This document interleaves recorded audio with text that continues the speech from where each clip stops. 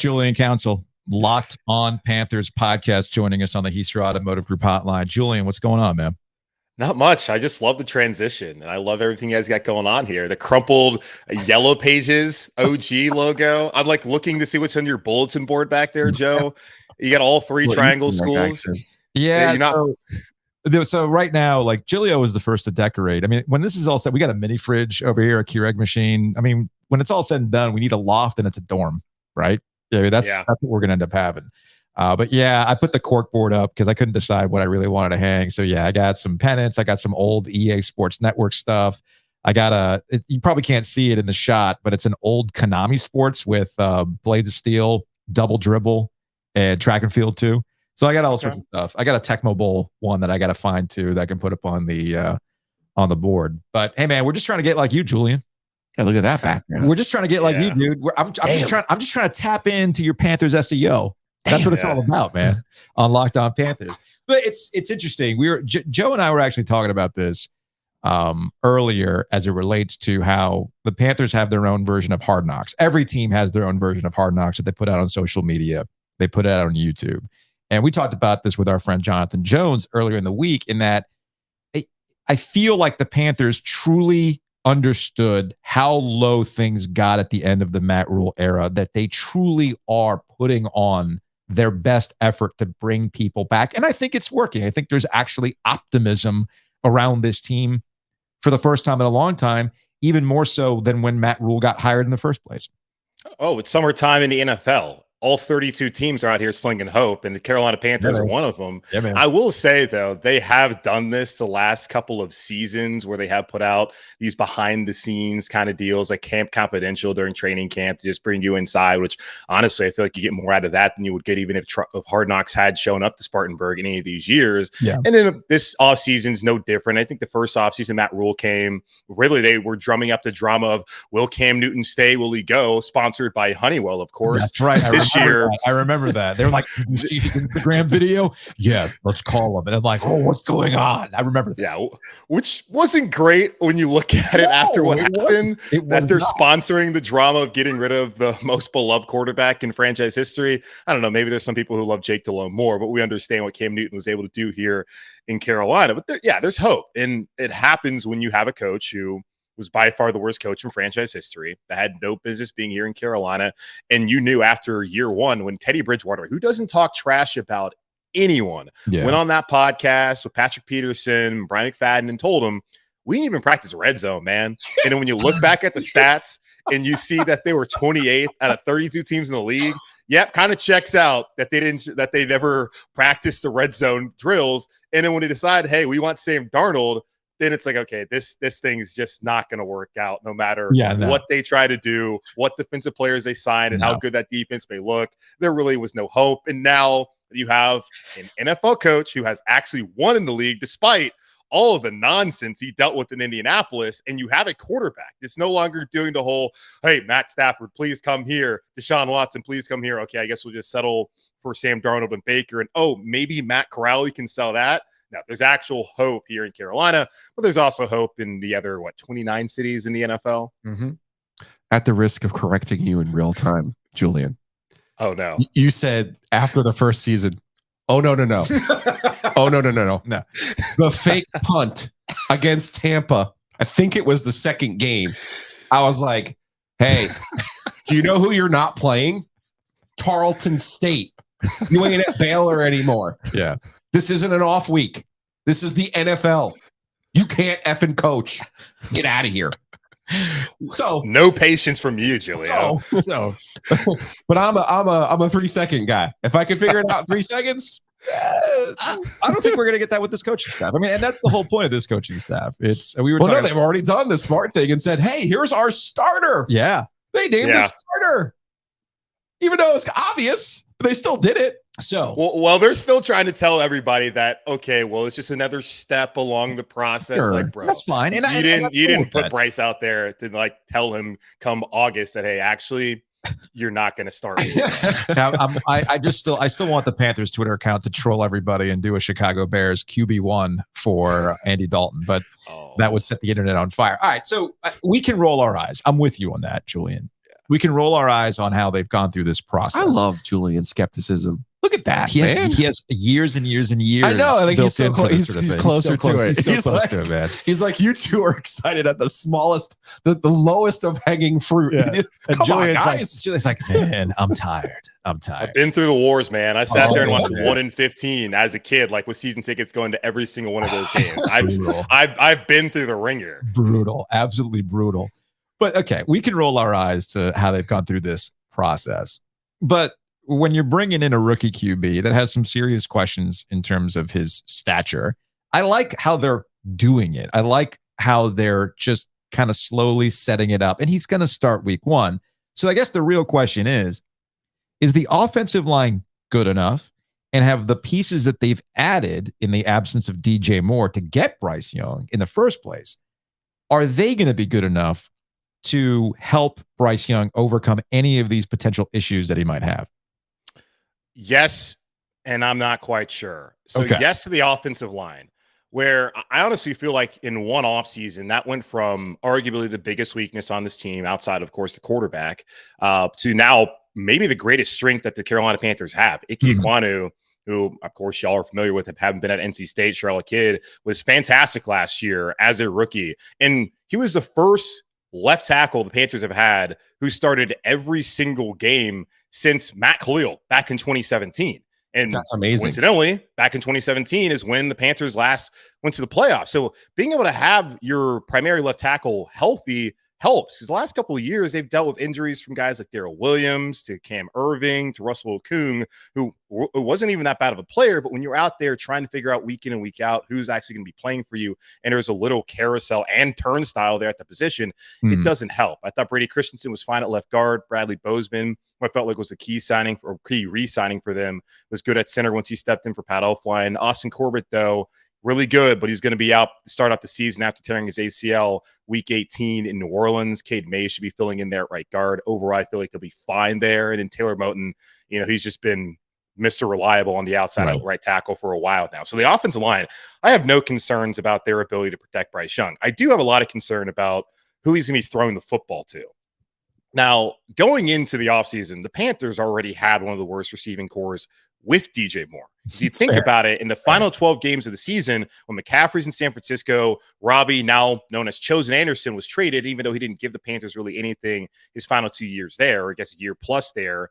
It was DJ and Terrace Marshall. And Terrace Marshall showed some signs, but that's just not good enough to really depend on him coming into the season to be potentially that number 2. So they had to add something, especially once they traded DJ away. Adam Thielen, I think he's still a solid player. You look at his numbers last year, his numbers were better than really Terrace Marshall, Shi Smith, and Laviska Shenault's numbers combined, and he's now up at 33 years old, which of course is old in the NFL. I think he can give him something, but there's a reason why the Vikings moved off of him at this point in his career. DJ Chark has been a Pro Bowler before. Problem is, since his Pro Bowl season, he hasn't really been healthy. And if you look at his 5 years in the NFL, that Pro Bowl season is the outlier. It's the anomaly of what he's actually done. Drafting a rookie in Jonathan Mingo, I don't really know what the expectations are for him. It's just hard to sit here and look at this receiving core and expect them to really make a ton of plays. Now, if they're healthy, that certainly helps. I feel like there's more options, because it was DJ and then maybe Terrace. Now you got Thielen. The hope is Chark as well. And then Terrace Marshall taking that next step. So there's more options. I just don't think the quality is there yet.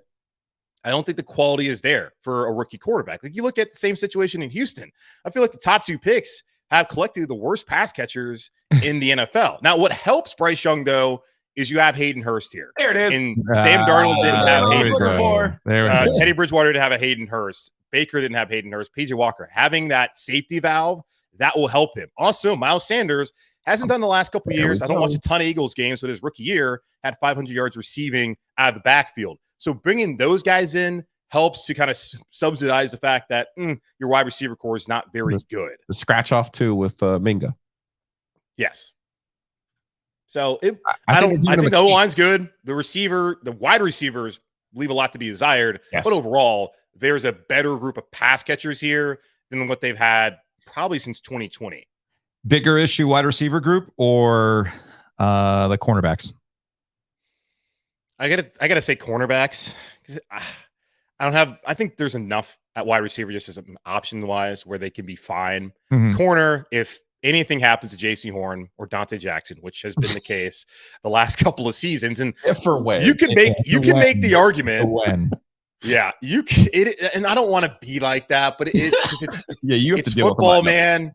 No one wants to get hurt. Right? It's football, man. It's hard, man. No, and I feel bad because Joe Person, who y'all are obviously know from The Athletic, he had an interview that he put out there a couple weeks ago with J.C. Horn, and then the next day, like J.C. Horn saying like, "Oh well, I've only had breaks. It's not really been muscle injuries that have kept me out of games in my career." And then the next day, the Panthers announced that he's out for the rest of OTA's mandatory minicamp. It's like, this guy just cannot get a break. And I feel so bad for him because when he plays, he's good. Yep. And if you think about it, the friendly fire last year that he suffered against Detroit when Jeremy Chin ran into him and broke his wrist, if that doesn't happen, the Panthers might have been a playoff team because they needed JC. I wouldn't say if Dante Jackson was out there against Mike Evans just based off of the experience what we've seen. But if JC Horn's healthy in that game, we might have been talking about division champion Carolina Panthers. There's an argument to be made there late in the season.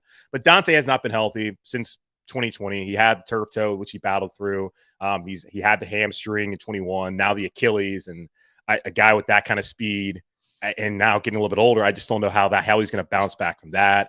I'm not overly concerned about JC, although, hey, he's got the ankle and he's in a boot right now. Yeah. He should be ready for training camp. It's just the guys behind them. Keith Taylor, CJ Henderson, haven't seen enough from them at all. And that was obviously at this point in time a terrible trade by Scott Bitter, a panic move when Horn went down after 3 weeks, his rookie year in 21, to go out there and get Henderson. He hasn't been good enough.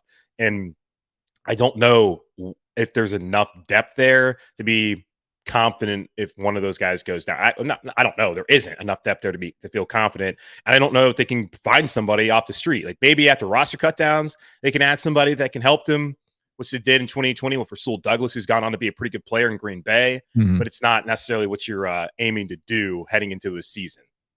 We'll close on this because you talked about potentially winning the NFC South, right?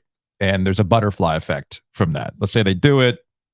What ends up happening with the coaching staff? What ends up happening with who they draft? Do they end up in the same position? Those types of things. Likely not. But we're here. They've got Bryce Young. They've got Frank Reich as their head coach. And in my opinion, while there's been some shuffling around in the NFC South, Derek Carr with New Orleans, Tampa's still kind of going through it. Atlanta's still kind of going through it. I feel like the Panthers are right back in that same position, just with a new cast of characters that maybe better coaching and a better quarterback can overcome the other deficiencies. Talking about one game, right? And really one game, and they can win the NFC South in this first season. They have a chance. You look in New Orleans, you bring up Derek Carr, like they're the only team I feel like that's gotten definitely better. Right. Because I would have taken Derek Carr with the honestly. I get why they did what they did. Totally get it. Get it on the ground floor with the lottery ticket. Derek Carr is kind of a known quantity, even if you can put a lot of the issues on the Raiders organization. I like Derek Carr as a quarterback. Yeah. Honestly, New Orleans is the only one that really is the intriguing part because they actually got a real quarterback now. I mean, Sean Payton's not still coaching. That's another issue altogether, but I do like Derek Carr in that spot. Yeah, I mean, he's good. You say whatever you want to say about Derek Carr. He's a good quarterback. I mean, the guy's still in the league. He can help them. I think he'll probably get New Orleans to the division title and to the playoffs this year. And you have good receivers there in New Orleans as well. And had he come to Carolina, I think the only thing I was really opposed to was that, okay, David Tepper told us back in 2020 when he mutually parted ways with Marty Herney that you have to be in constant pursuit of a quarterback who can win you a Super Bowl. I don't think Derek Carr is that guy. So if that's what your edict is, I don't really see how that'd make a lot of sense, especially after the last couple of seasons of going out there and getting guys who were worse players in Sam Darnold and Baker Mayfield. Mm-hmm. So getting Bryce I thought was the right thing to do. But the Saints have gotten better with Derek Carr. The Falcons, they kind of cleared up that cap space, and it looks like they brought in some decent guys now. Like Calais Campbell's there. I know he's older, but he's guys still out there making plays. They had a great rushing attack last year, and Desmond Ridder, I'm kind of a believer in him after watching his career at Cincinnati. And Arthur Smith was damn good coordinator with the Titans. So now that they've kind of washed that away, they can compete. I don't still look at them as being a team that's going to be, that strong of a contender. And in Tampa, they have Mike Evans still. They still have Chris Godwin. They still have some decent players defensively. Problem is, they got Baker Mayfield, Kyle Trask, or maybe John Wolford starting for them this upcoming season. So it's still wide open for the Panthers. Defensively, I think they should be really strong in this new 3-4 scheme. Brian Burns, he had the surgery this offseason. As long as he comes back healthy, and that's kind of concern too. You got two guys that you're really depending on in Burns and Horn. You can even throw Jackson out there that you really hope need to come back healthy with offseason injuries. As long as they're able to come back healthy and really get together with the scheme and understand what they're doing here, bringing in Von Bell helps. Derek Brown was excellent last year. The defense should be good. Special teams wise, you bring back everybody there. That shouldn't really be a concern. Now, who's going to return to football? I don't know if that's anything that really matters nowadays because of the new rule changes and all that. But offensively, it's going to come down to, can the receivers help Bryce Young and make some plays? Can he be protected, which I think he can? And can they run the football like they did last year? Because they get some semblance of balance offensively, which they did not have last year. I think that would be good enough for them to be in contention come December and early January. But I'm not ready to say that, I don't think I'll ever get to a point, at least until the season starts, where I can say like, I feel like this is the team that's going to win the NFC South. I think that they can be there. And looking at the fact that the division really hasn't changed all that much, and where they were last year with the poor coaching and then turning things around by just playing defense and running the football and still being there in week 17, there's really no reason for people not to believe the Panthers with this new coaching staff and a new quarterback can't be right there in contention again in this weak division. Julian Council, Locked On Panthers podcast. Hey, man, we appreciate it. I don't know how you do it every day. Locked On, talking about the Panthers every day. There's no off season. On June 29th, there is no off season. You talk Panthers every day. We're going to be in Charlotte next month, man. We'll catch up. Okay, sounds good. Love you guys as always. Have me on. All right, man. Julian, appreciate it, man.